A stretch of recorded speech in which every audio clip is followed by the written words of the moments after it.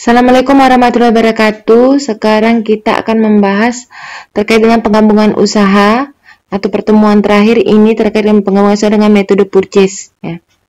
Ini terkait sama prosedurnya, ya, menyesuaikan nilai aktiva dan kewajiban milik perusahaan yang akan digabung dengan nilai wajarnya, mencatat transaksi penggabungan sebesar nilai investasinya, membuat jurnal pemilikan aktiva dan kewajiban dari perusahaan yang digabung, kemudian membuat neraca setelah penggabungan pada pembukaan perusahaan penggabung.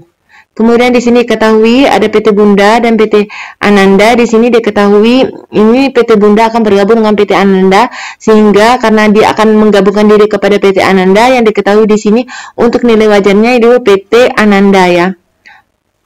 Nilai wajar dan nilai buku yang diketahui di sini PT Ananda. Yang digunakan di sini adalah nilai wajarnya.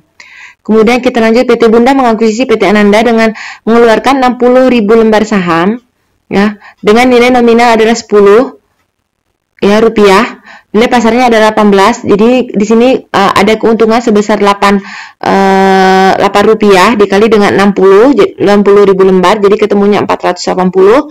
Dan sini untuk PT Bunda mengeluarkan uang sebesar 250.000. Kemudian di sini investasi pada PT Bunda sebesar 1330. Kemudian ada modal saham adalah 600 diperoleh dari mana? Di sini 60.000 ya, lembar saham dikali dengan 10 ketemu 600.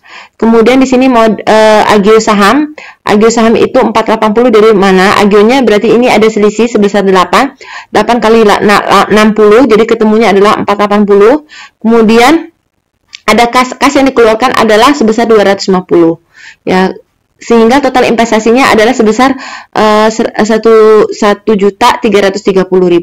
Kemudian untuk mencatat penerimaan aktiva, ini kas piutang persediaan ini dilihat dari nilai wajar dari PT Ananda itu sendiri, 50, 150 dan seterusnya sampai utang dagang dan utang wesel.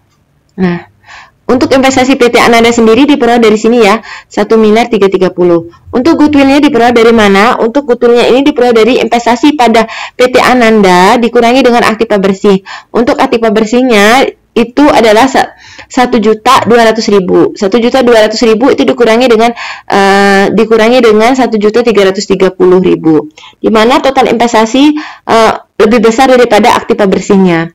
Aktiva bersih yang 1.200.000 diperoleh dari total dari aktiva dikurangi dengan total hutangnya. Berarti sini aktiva lancar dikurangi total hutang. Berarti sini 1.440 dikurangi dengan 140.000, ya, dikurangi, ya. Jadi ketemunya 1.200.000. Itu merupakan aktiva bersih. Jadinya 1,330 ini investasinya lebih besar, ya. Akan tetapi kalau investasinya lebih kecil daripada aktiva bersih, maka dia dialokasikan kepada aktiva tetapnya atau aktiva non kasnya. Ya. Ini seperti ini, ya.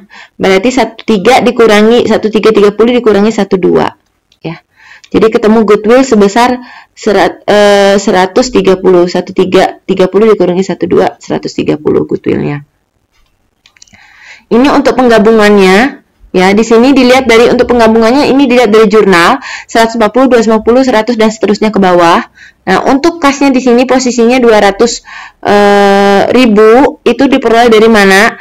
Ini, ya, untuk kas kan 50 nih posisinya di debit. Sedangkan untuk jurnal di sini 250. Nah, posisinya di kredit, sehingga dia akan mengurangi nih. Kalau di plus minusnya berarti ini 250 dikurangi 50 itu 200. Tapi jadi posisi kasnya di sini posisinya adalah 200, sehingga di sini posisinya minus 200. Untuk neraca setelah penggabungannya berarti di sini kas tambah kas, ya, berarti 300 dikurangi 200 ketemu 100, kemudian 125 tambah 150 ini ketemunya 265, 200 tambah 250 ketemunya 450 dan seterusnya ke bawah. Kasus 2, di sini PT Bunda mengambil alih aktiva bersih PT Ananda dengan cara mengeluarkan 40.000 lembar saham dengan nilai pasar ada 15. Di sini nilai nominalnya 10, berarti ada keuntungan 5 rupiah. Berarti 5 dikali 40, jadi ketemunya agionya itu adalah 200.000. Kemudian di sini PT Bunda menyerahkan hutang wesel 250 dan mengeluarkan uang tunai 150.000. Kalau dibuatkan jurnal seperti ini, ya, modal saham 400, kemudian munculnya agio 200.000, kemudian hutang wesel ketemunya 250, kas adalah 150. Sedangkan untuk total investasinya adalah 1 juta. Ini tinggal ditotal aja semuanya keseluruhannya berapa, sehingga total investasi dari PT Bunda itu adalah 1 juta. Sebagaimana kita ketahui tadi, aktiva bersihnya adalah 1,2. Jadi investasi itu lebih kecil dari total investasi. Berarti statusnya adalah lebih kecil dari aktiva bersihnya.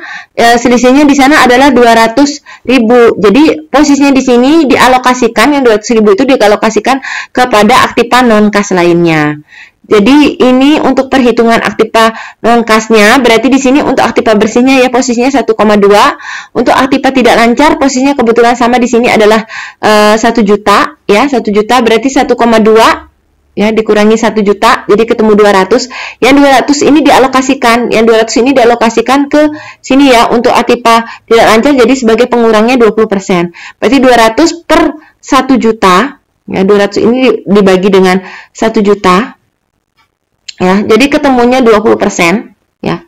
Untuk 1 juta ini ketemunya 20%, berarti untuk yang tanah di sini 100 dikurangi 20% ya, 20%-nya berarti 80.000 atau kasarannya berarti 100.000 ini dikali 80% lah. Jadi ketemunya 80.000, berarti di sini bangunan ini 500.000 itu dikali dengan 80% ketemu 400, kemudian kendaraan 350 dikali 80% ketemu 280, kemudian hak patennya di sini 50 dikali 80% 40.000 ya, dan seterusnya. Kemudian untuk pengalokasiannya di sini ini dimasukkan ke sini ya, dimasukkan ke jurnal untuk nilainya 80, 400, 280, 40 sama 800. Mana maksudnya ke sini? Ini totalnya ya 800 ya. Nah, ini kas piutang persediaan ya. Ini 80, 40. Untuk kas di sini sebentar dulu. Untuk kas di sini diperoleh dari neraca sebelumnya ya.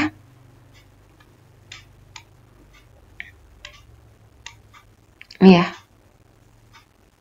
Ini kas 100 piutang. Ini untuk aktiva tetapnya dialokasikan semua ya. Sebentar. Ini dialokasikan semua. Ini kas piutang, ini aktivanya ini dialokasikan semua. Jadi posisinya seperti aktiva tetapnya dialokasikan semua. Nah, ini aktiva utangnya tetap, persediaan tetap, ini aktiva tetapnya saja yang berubah. Diperoleh dari sini 80, 400, 280, 40 ya. Nah, seperti ini. Kemudian hutang dagang 103, hutang wesel 135 ya. Diperoleh dari neraca yang sebelumnya. Ya. Neraca mana nih neraca? Jauh ya. 100 sama 135. Munculnya di sini, masuknya ke sini ya. Kemudian investasi pada PT Ananda itu 1 juta. Untuk penggabungannya, untuk kasnya di sini 150 kredit, untuk kasnya di sini 50, berarti 150 kurangi 50, berarti selisihnya di sini ada 50. 100 ya, 150 kurangi 50 berarti 100, sehingga di sini untuk kas minus 100 posisinya di sini. Untuk piutang seterusnya menyesuaikan sesuai dengan yang ada di jurnal. Kemudian untuk neraca setelah penggabungan tinggal dijumlahkan 300 kurangi 100, 200, kemudian 125 tambah 110 ketemunya 265, kemudian persediaan 200 tambah 250 ketemunya 450, 175 tambah 80 dan seterusnya ke bawah. Kemudian untuk latihannya bisa kalian kerjakan ini, yaitu sebelum dan sesudahnya seperti apa. Ya, di sini diminta buat jurnal saat penggabungan PT Lili bagaimana. Ini ada di bukunya Arifin ya untuk soal latihannya. Buat pula jurnal penerimaan aktiva bersih dan timbulnya goodwill dalam penggabungan tersebut. Sekian untuk tutorial atau materi pada hari ini. Kurang lebihnya saya mohon maaf. Terima kasih.